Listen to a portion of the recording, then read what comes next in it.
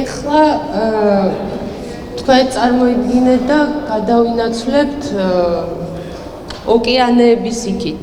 აი სასწავლო ჩართვა გვექნება ამერიკიდან.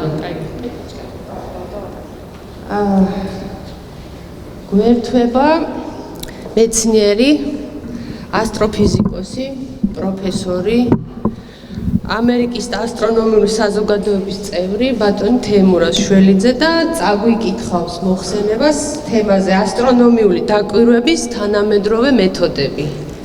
თქვენთვის ბევრი ნაცნობი ადამიანია ხა დარბაზში და უცნობებიც არიან. მოგესალმებით კიდევ ერთხელ და გისმენთ. კეთილი, მოგესალმებით ყველას. დიდი მონატრებით და ეს სასიამოვნოა ისევ ქართულად რომ იწევს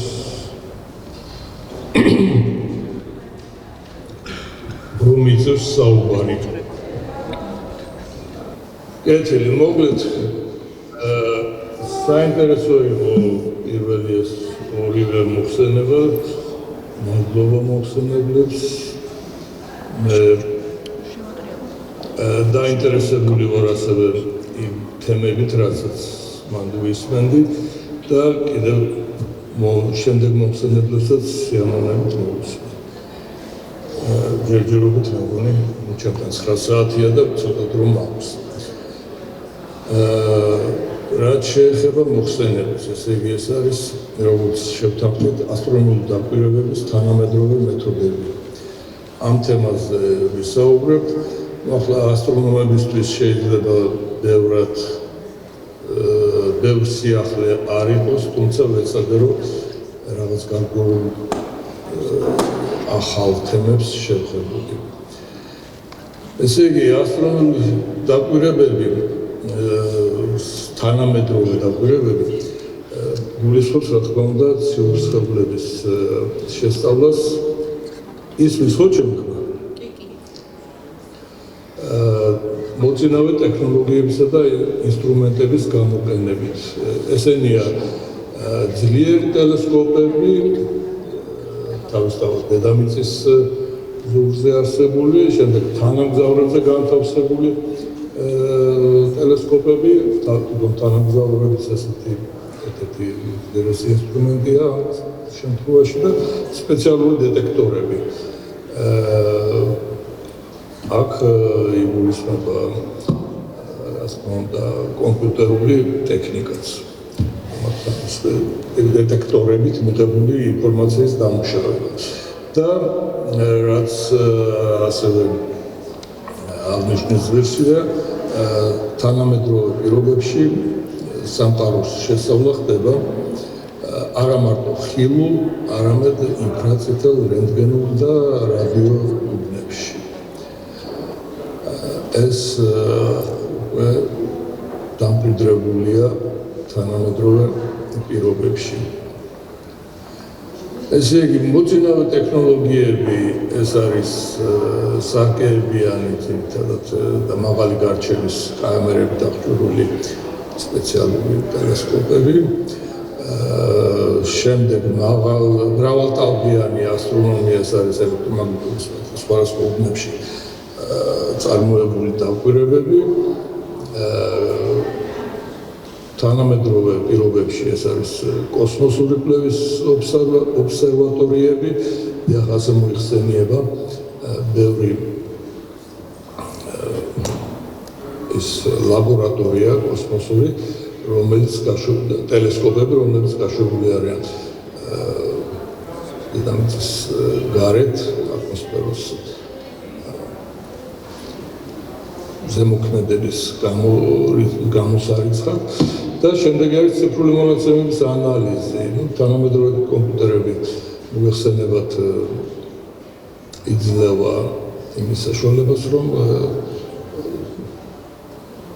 სწრაფად მოხდეს მონაცემების დამუშავება და შედეგების მიღება. რაც შეეხება ახლა უშუალოდ ამერიკული, ძირითადად ვილაპარაკებ ამერიკულ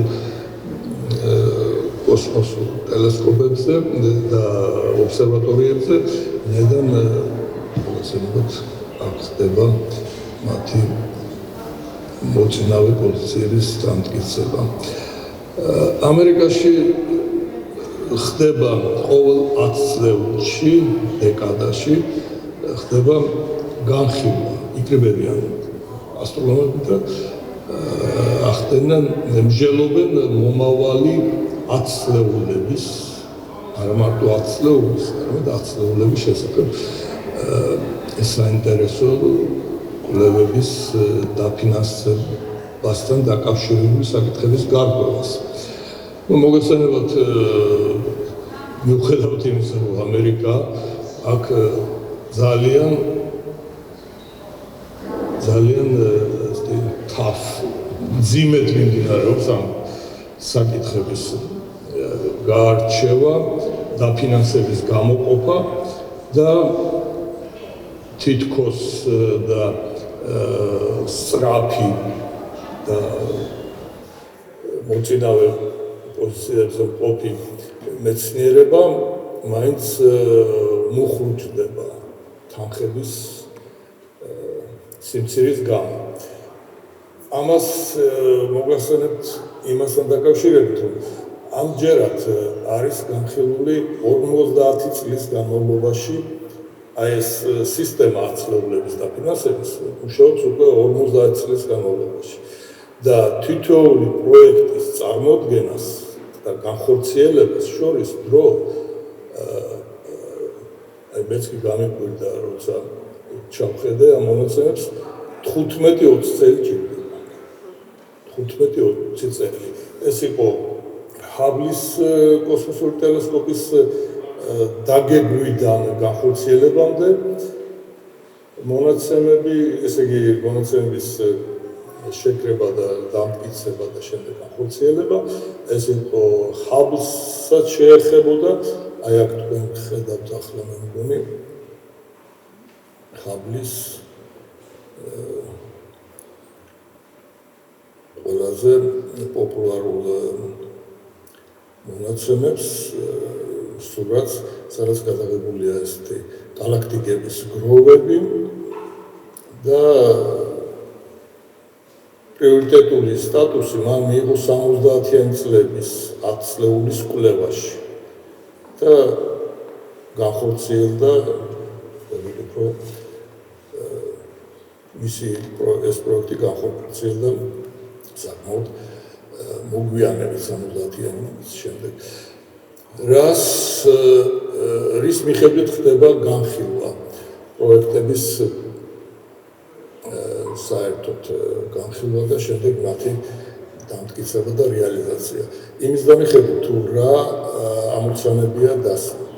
თქვენ ახლა ხედავთ აი ამ ძალიან საინტერესო სურათს, სადაც მოცემულია გამა, რენტგენის, ულტრა ისფერი, ვიზუალური, აი ეს არის ეს ვიზუალური, რომელსაც ჩვენ ცხოვრობთ და რომელსაც ვიყენებთ, ხოლმე და მხოლოდ პატარა მონაკვეთი, ინფრაწითელი, მიკროტალღური და რადიოტალღური დიაპაზონი. და სად მდებარეობს ჩვენი მოწინავე კოსმოსური ლაბორატორიები. ეს არის საკმაოდ მაღალ ამპლიტუდაზე მოძრავი ვების და ჯეიმს ვების ტელესკოპი. შემდეგ არის რომანი, რომელიც ჯერ არ გაშვებულა, არის ევკლიდეს, ჩანდრას, ფერმის, ჰაბლის ტელესკოპები. ამათ ცალ-ცალკე მცირედად შევჩერდები და ყველა ამ პროექტს, რაც უნდა აქვს თავისი განსაზღვრული მიზანი. ნუ აი საინტერესოა, რომ ასეთი განაწილება ფერმი მუშაობს გამა გამოსხივებაში, დიაპაზონში ჩანდრა იყო და ჯერჯერობით არის პრინციპში თუ არ შეუწყვეტეს დაფინანსება რენტგენის წყაროებში. ნუ ეს ჰაბლი ცნობილი ჩვენთვის ყველასთვის ჰაბლი ხილულობაში მუშაობს და რაც შეეხება ჯეიმს ვებს ინფრაწითელ უბანს ევკლიდეს და მომავალი რომანიც იქნება ინფრაწითელ უბანში, რამე თუ ეს ყველაზე უფრო ინფორმატიული უბანი აღმოჩნდა. რაც შეეხება აი ახლა ნელა გადავალ შემდეგ გამოსახულებაზე, ეს არის სპირალური გალაქტიკა, რომელიც NASA-ს 3 დიდი ობსერვატორიის მონაცემების ერთობლიობას წარმოადგენს. აქ არის ლურჯად გამოსახულია ჩანდრას რენტგენული მონაცემები, ჰაბლის ოპტიკური მონაცემები არის კვიცლად და წითლად ჩანს სპიცერის ინფრაწითელი მონაცემები. აი ამ სამივე ობსერვატორიის გაერთიანება არის მოცემული დიდ სურათზე. ინფორმაციის შეგროვება მხოლოდ ერთი დიაპაზონით უკვე აღარ იძლევა დიდ შედეგებს, ამიტომ მეცნიერები ცდილობენ გააერთიანოს სხვადასხვა დიაპაზონში მიღებული მონაცემები.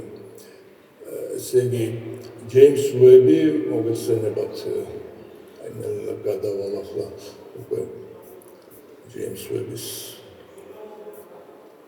შესახებ მონაცემებზე არის სხვადასხვა ლაბორატორიები, ტელესკოპები, ხო, აი ეს ვინ არის ვები და ვინ იყო საერთოდ და რატო ქვია ჯეიმს ვების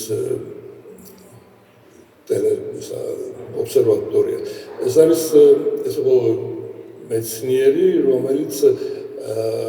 რომელსაც ეკავა მეორე ეტაპი, ესე იგი პირველი სხვა იყო და მეორე დირექტორი იყო NASA-ს 61-68 წლებში.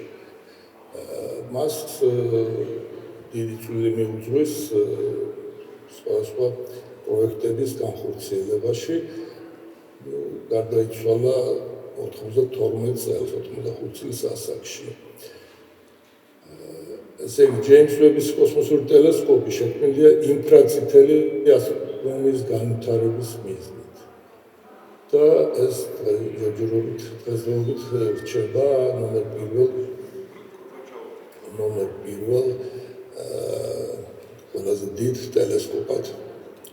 ესე იგი, მას ამ ჯეიმს ვების ტელესკოპზე არის მოთავსებული სარკე, რომელიც შედგება 18 6-კუთხა სეგმენტისაგან და დამზადებულია მოოქროვილი ბერილიუმისგან.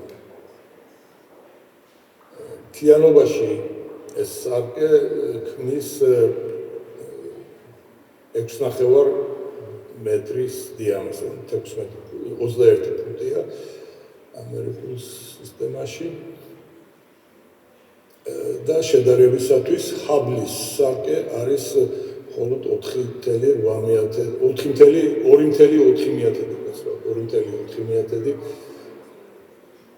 მეტრი. და ჯეიმს ვების ტელესკოპის შემაგროვებელი ფართის დაახლოებით 25 კვადრატული მეტრია.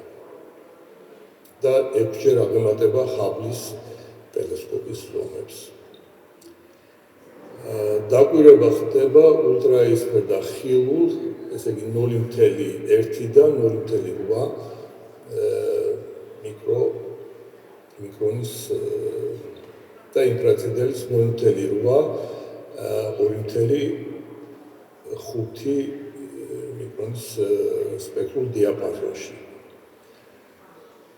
და გაშვებულია ხო, რაც შეეხება ტელესკოპი უნდა იმყოფებოდეს ცივ მდგომარეობაში, ეს ცივი სუბუქი ნათქვამია ცელსიუსის -223 გრადუსზე. რათა ტელესკოპის მიერ გამოსხივებული ინფრაწითელი შუქი არ შეერიოს შეგროვებულ სინათლეს. აი ეს თვითონ ტელესკოპს რაც აქვს გამოსხივება თვითონ მასას, ესეც კი რო იყოს იზოლირებული. მისი ხუთფენოვანი მზის ფარი იცავს მას მზის, დედამიწის და მთვარის მიერ გამოსხივებული სითბოსაგან. კი, კეთილი. შემდეგი ეს არის გადავიდეთ შემდეგ ტელესკოპზე ეს არის ჰაბლი, რომელიც დედამიწის დაბალ ორბიტაზე 90 წლის შემდეგ ფუნქციონირებს და დღემდე ფუნქციონირებს. ეს არის ერთ-ერთი ყველაზე ნაყოფიერი და პოპულარული კვლევითი ინსტრუმენტი. ეს არის მისი სახელი ედვინ ჰაბლის სახელს ატარებს ეს ობსერვატორია და NASA-ს ერთ-ერთი დიდი კოსმოსური ობსერვატორია. როგორც მოგახსენეთ 2.4-ია მისი სარკის დიამეტრი და ხილ და ახლო ულტრაისფერ დიაპაზონში ხდება დაკვირვება. ჰაბლის ესე გიხსენეთ, რომ 70-იან წლებში არის მისი დაფინანსება და დამშენებლობა დაწყებული და ევროპის კოსმოსური სააგენტოს მიერ იყო კონსტრუქცია შეთავაზებული. ესე იგი, დავაკვირდეთ, გაშვება დაგეგმილი იყო 1993 წელს, მაგრამ ბიუჯეტის პრობლემები, შემდეგ 86-ში ჩელენჯერის კატასტროფის გამო გაშვება 90 წლამდე არ მოხერხდა. ესე და ოპტიკური მომსახურება იქნა დაწყებული 93 წელს. ჰაბლს მიუხედავად იმისა, რომ ყველაზე პოპულარულია, ჰქონდა ყველაზე დიდი პრობლემები. მისი ის დამზადებული იყო ისეთი სისტემით, რომ კოსმოსში შეიძლებოდა მისი გარემონტება, ასე ვთქვათ, შეკეთება და აი ამ შეკეთებას დასჭირდა 5 კოსმოსური მისია. 5-მა შეაკეთა ფაქტურად აპარატურა მთლიანად იქნა შეცვლილი და განახლებული. როგორც ვითხარით, ხილულ სინათლის დიაპაზონში მუშაობს და ეს არის ჯეიმს ჰაბლი, მისი მონაცემები ის იყო ამერიკელი, ვაშინგტონის აკადემიის წევრი და აქ არის მონაცემები, თქვენ ხედავთ მის შესახებ მონაცემებს. შემდეგი ეს არის ევკლიდის ფართოკუთხოვანი კოსმოსური ტელესკოპი, რომელიც აღჭურვილია 600 მეგაპიქსელიანი კამერით, ეს საკმაოდ დიდი ძლიერი ინსტრუმენტია და მისი გაშვებიდან, ესე იგი, 23 წლის 1 ივლის ფლორიდაში მდებარე კანავერალიდან იქნა გაშვებული. ეს იყო მოგხსენებათ მისი ამოცანა იყო 3D რუკის შექმნა სამყაროს მასშტაბით და საკმაოდ გავრცელებულია ევკლიდის მიერ მოპოვებული სურათები. აი აქ განახებთ, რაც ამ კოსმოსური ობსერვატორიიდან იყო მოპოვებული. აი ეს ყველაზე ცნობილი შედარებისათვის შეგიძლიათ აი ამ გალაქტიკათა გროვაში ასეთი პატარა არის ამორჩეული და მისი შესწავლაც კი მიმდინარეობს აი მეორე სურათზე ასეთი მცირე ზომის მონაცემების გაზრდა და დაკვირვება, მასა დაკვირვება. ასეთი უნიკალური სურათები არის მიღებული ამ ტელესკოპის მეშვეობით, რაც პრინციპში ალბათ არაერთს აქვს ნანახი. მისი მისია იყო შეესწავლა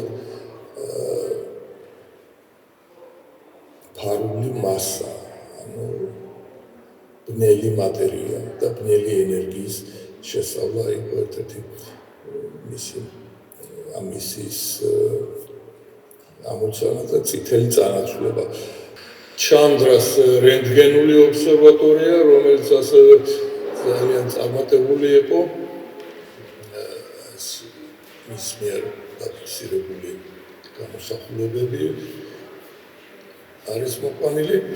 თვითონ ჩანდრა, რომელიც იყო ინდური წარმოშობის ამერიკელი ცნობილი თეორეტიკოსი, ასტროფიზიკოსი, ძალზე ცნობილი იყო მისი კვლევები.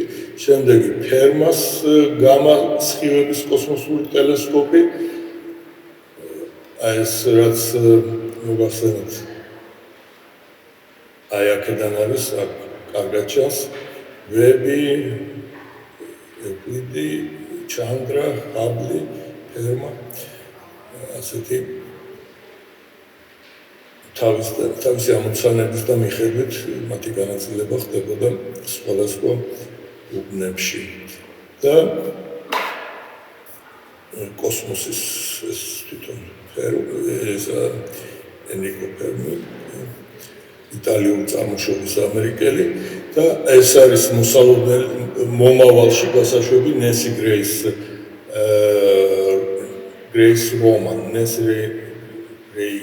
რომან კოსმოსური ტელესკოპი, მთელი ობსერვატორია იქნება, რომელიც გაშვებას დაგეგმილია 1927 წლისთვის, თუმცა დაფინანსების გამო არაერთხელ იქნა მისი განხორციელება შეფერხებული. კერძოდ 2018 წელს ტრამპის ადმინისტრაციის მიერ იქნა შეკვეცილი მისი ბიუჯეტი და ჯერჯერობით იბრძვიან ასტრონომები, ეს თვითონ ქალბატონი ნენსი გრეი, რომანი, რომელიც იყო ნასას დირექტორი 1960-70-იან წლებში და უწყობდა ხელს განსაკუთრებით ქალ ასტრონომთა მოღვაწეობას. შემდეგი, რასაც მინდა გავამახვილოთ თქვენ ყურადღება, ეს არის ეგრეთ წოდებული თვითმფრინავებით ატმოსფეროს ზედა ფენებში განხორციელებული დაკვირვებები. ეს არის პროექტი სოფია, რომელიც დაახლოებით 20 წლის განმავლობაში მოქმედებდა, ხდებოდა სტრატოსფერული ობსერვატორიის ინფრაწითელი დაკვირვება. 921 გაფრენა განახორციელა, კვირაში 2-3 გაფრენა ხდებოდა, ღამის 10 საათიანი ფრენის დროს აკვირდებოდნენ ციურ მაგნიტურ ველებს, წარმოქმნილ რეგიონებს, კომეტებს, ნისლეულებს და გალაქტიკის ცენტრს. საკმაოდ საინტერესო პროექტი იყო, ის დამთავრდა, მასზე იყო მოთავსებული 2,5 მეტრის რეფლექტორი, პირველადი ტელესკოპი და პროექტი დაიხურა. თვითონ თვითმფრინავი თავის ტელესკოპით არის მუზეუმში. იყო ასევე შემდეგი პროექტი, რაც პრინციპში ნაკლებად არის ცნობილი, ეს ჟერარ კიუპერის საჰაერო სადესანტო ობსერვატორია, ასევე წარმატებული იყო და მასეც ისიც დასრულდა მისი მოღვაწეობაც. შემდეგი, რაც მინდა გავამახვილო ყურადღება, ეს არის უკვე დედამიწის ზედაპირზე არსებული მოთინავე ობსერვატორიები, ატაკამის დიდი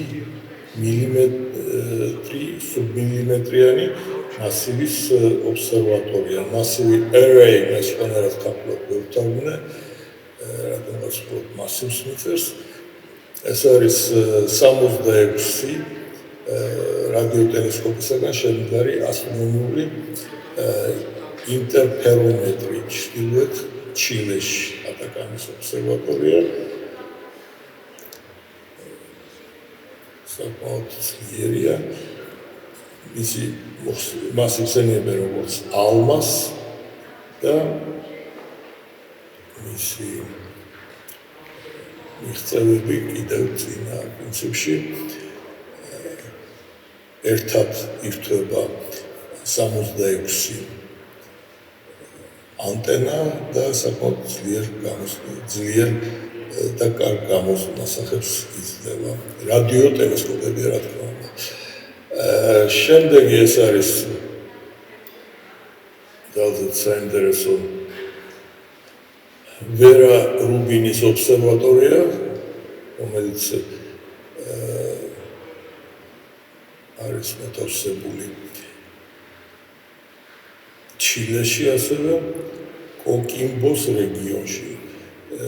მისი 2682 მეტრის სიმაღლეზე და აქვს ასეთი დიდი 8.4 მეტრიანი პირველადი სარკე.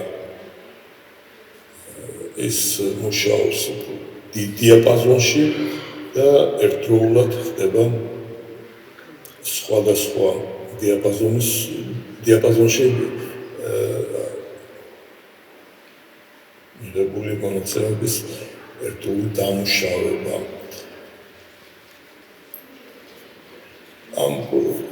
და შემდეგი არის კიდევ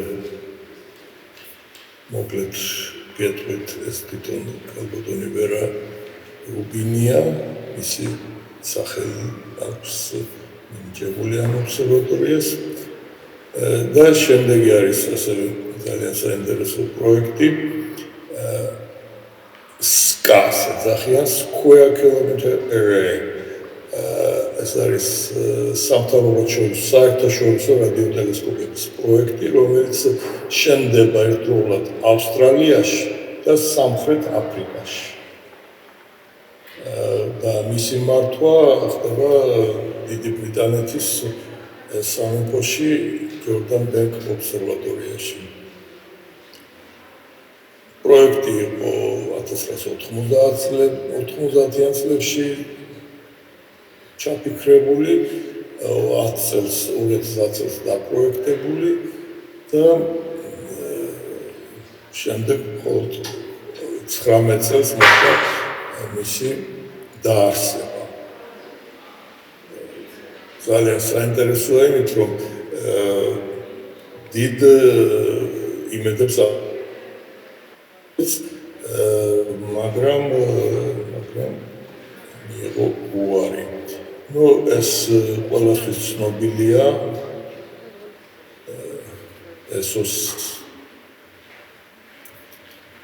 very large telescope, ასტრონომიული ობსერვატორია, ევროპის სამხრეთ ობსერვატორია, რომელიც შედგება 8.2 მეტრის დიდი ტელესკოპისაგან, ამ ტელესკოპებს თავის სახელები აქვთ მინიჭებული და ასევე დაემატა მათ დამხმარე 4 დამხმარე მოძრავი ტელესკოპი, რომლის თითოეული მათგანის დიამეტრი არის 1.8. ძალიან საინტერესო პროექტია. განახებთ ეს პატარა ტელესკოპები, პატარა, მაგრამ არის ისინი გადაადგილდებიან ამ ტრაექტორიაზე და მათი ზომა არის 1.8 მეტრი. ხოლო ამ დიდ შენობებში მოთავსებულია 8.2 მეტრის ტელესკოპები. ესე მთლიანობაში ქმნიან ძალიან წარმოადგენენ ძლავ ინსტრუმენტს, განსაკუთრებით როდესაც ერთდროულად მიმართულია ერთი ობიექტის შესწავლისაკენ. და ბოლოს ძალიან სწრაფად გადავალთ, თითქოს მივიწყებული, მაგრამ ძალიან საინტერესო ეგრეთ წოდებული დირიჟაბლებით თუ არ ვიცი აეროსტატებით ტელესკოპებით გატანა სტრატოსფეროში და იქიდან დაკვირვების წარმოება. თითქოს ეს არ იყო რომ შეადაროთ თვითმფრინავების ზომებთან რამდენად დიდი საკრუიზო დირიჟაბლი არის შექმნილი. თანამედროვე ეტაპზე ეს არის ალუმინისგან დამზადებული ზედაპირით და მასზე არის დაგეგმილი ტელესკოპების დადგმა ატმოსფეროს ზედაპირებში გატანა და იქიდან წარმოება დაკვირვების მიმზიდველია იმდენად, რამდენადაც არის ჯდება იაფ შედარებით კოსმოსურ ტელესკოპებთან შედარებით. სამწუხაროდ მე არ მაქვს ის სურათი, რომელიც ჯერ კიდევ დაახლოებით 20 წლის წინათ, როდესაც გერმანიაში მუშაობდი ბოხუმის უნივერსიტეტში, იქ ერთ-ერთ გერმანელ ასტრონომს ჰქონდა პროექტი, რომელიც დაფუძნებული იყო იგივე საკითხებზე, ესე იგი დიდი დირიჟაბლი იყო გააზრებული, დაგეგმილი, რომელიც შეიძლება განხორციელებული ან რუსეთში, ან ამერიკაში.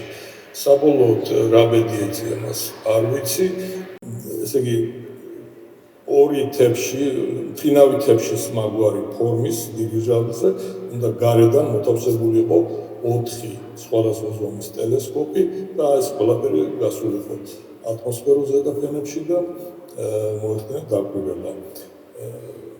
არ ვიცი, შეიძლება გაასაიდუმლო ეს შემდეგ ეს პროექტი, მაგრამ ყოველ შემთხვევაში სხვა მხრიდანაც ხდება ამ თემებზე მუშაობა. ეს არის მოკლედ ისიც თქმაც მინდოდა, მადლობა ყურადღებისთვის. მადლობა ბატონო. სამწუხაროდ ვერ ვაბრუნებთ ამ ლეპტოპს, რომ დაგანახოთ ხალხი. თუ კიდე დაუძახებ და შეგახედებ აქედან. არა. დიდი მადლობა. კითხვები თუ გაქვთ, მამე? ხო, ეს რომელი? ეს გეჭიროთ? გამარჯობა, ძალიან დიდი მადლობა პირველ რიგში ესეთი საინტერესო პრეზენტაციისთვის. მე მაინტერესებს თუ შეგიძლიათ ორი სიტყვით გაგვიზიაროთ თქვენი გამოცდილება იმ მოპოვებული მონაცემების დამუშავების პროცესში, ამერიკულ პრაქტიკაში ხელოვნური ინტელექტის გამოყენება როგორ ხდება ერთის მხრივ და მეორე შეკითხვა მაქვს, რამდენად გონიათ, რომ ამ პროცესების მაგალითად ამ ტელესკოპების შექმნის პროცესში პრივატიზაციის ხარისხი იგივე ტემპით მიმდინარეობს, როგორც მაგალითად launch vehicles მაგათი შექმნის პროცესში, იმიტომ რომ ძალიან ბევრი კომპანია არის დღეს მაგალითად SpaceX-ი, Rocket Lab, რომლებიც აჩქარებენ ამ პროცესს და რამდენად პრივატიზაციის პროცესის ტემპის ნაკლებობა არის გამომწვევი იმისა, რომ გამსაზღვრელია იმ მოცემულობის, რომ ძალიან ხშირად ეს ხარჯები არის ძალიან დიდი, რაც პოლიტიკურ აქტორებს შეიძლება უქმნიდეს ინიციატივას, რომ შეკვეცონ ეს ხარჯები და შესაბამისად მსგავსი მნიშვნელობის პროექტები ესე პერიოდებით გადაიწიოს და გაიწელოს. მადლობა კიდევ ერთხელ წარმატებას გისურვებთ. მადლობა კითხვისთვის. დავიწყებ მეორე კითხვაზე პასუხით. პრივატიზაცია და კერძო სექტორის ჩართვა ამ საკითხებში ალბათ არ დაუვალია. რამე თუ ხედავთ, რაც არის ამერიკაში მოხსენებად ასე რომ რაც არის სახელმწიფო დაქვემდებარებაში, ის მეტ დროს მოიგებს განსახორციელებლად. და კერძო სექტორს მოხსენება თუ აქვს თავისი დაინტერესება ყოველთვის და შესაბამისად ასე ვთქვათ ბიზნესმენებთან როცა გვაქვს საქმე, მათთვის დროს განსაკუთრებული მნიშვნელობა აქვს. ამიტომ მისასალმებელია ამ საკითხებში კერძო სექტორის ჩართვა პრინციპში.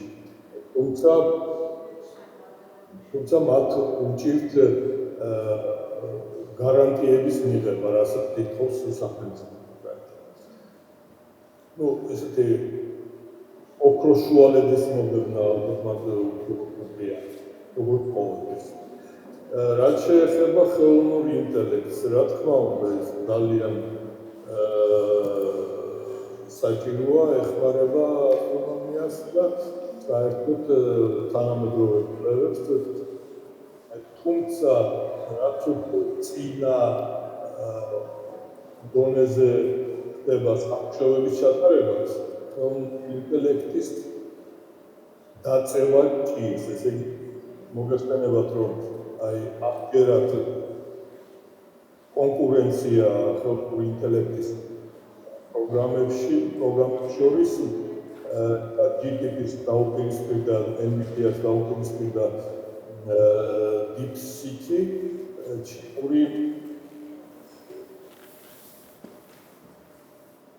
ჩინური ფირმა, რომელსაც არგუმენტად აქვს შემდეგი პირობა, რომ ახდენს ფაქტურად ყოველდღიური განახლება ხელოვნური ინტელექტის. იმიტომ რომ ჩვენ დროში ინფორმაცია ძალიან სწრაფად ძველდება და ხელოვნური ინტელექტი ამის გამო ითხოვს სწრაფ განახლებას. თუმცა გაჩნია დონე, რა დონეზე ხდება მისი გამოყენება, მაიას მივესალმები.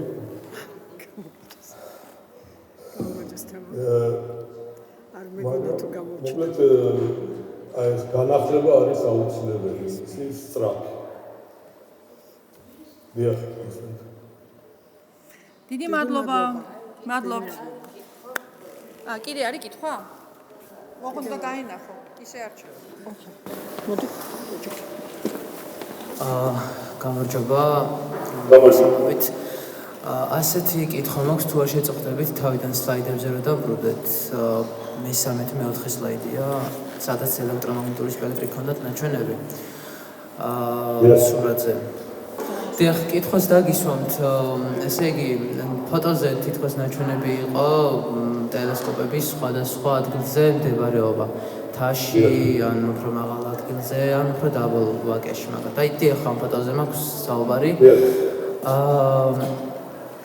გარდა ისეთი ფაქტორებისა, როგორც არის მაგალითად რადიოსიხშირის ჩარევა, ან ხმაური, როდესაც აკვირდებით რაღაცა კონკრეტულ ასტრონომიულ ობიექტს, მაგალითად როგორც არის პულსარი, სულ მაგალითზე რო ავიღოთ, აქვს თუ არა რაიმე მნიშვნელობა უკვე გარდა მაგ ფაქტორებისა ამ ტელესკოპების ადგილმდებარეობას. და ასევე რა თქმა უნდა, სინათლის დაბინძურების გარდა ეგ ფაქტორიც რო არ გავითვალისწინოთ. იმიტომ რომ გამიჩნდა ეს კითხვა, რადგან სხვადასხვა ადგილებზე რომ არის ეს ნუ როგორ გითხრათ, ახლა რადიოტელესკოპები საკმაოდ მაღალი ცნობილობით გამოირჩევიან და მათ აქვთ რა თქმა უნდა თავისი ეს ხმაურის ეფექტი, რომელიც გათვალისწინებაც აუცილებელია, მაგრამ